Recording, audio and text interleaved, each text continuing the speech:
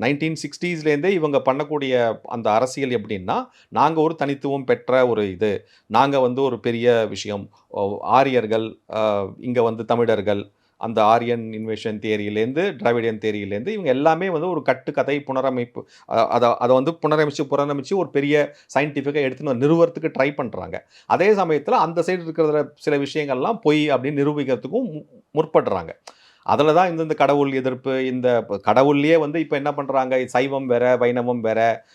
இப்போ முருகன் தான் தமிழ் கடவுளு, ராமர் வந்து வடநாட்டு கடவுளு, அப்படின்ற சொல்லக்கூடிய விஷயம்லாம். அப்போ கருணாநிதி இருக்கும்போதே வந்து கணபதி வந்து வாதாபிலேருந்து வந்தவர் தான் கணபதி. இங்க வந்து நம்ம கிடையாது. ஆமா. பிள்ளையார் வந்து நம்மளுடைய இது கிடையாது. வாதாபிலேருந்து வந்தது தான் இந்த கணபதி.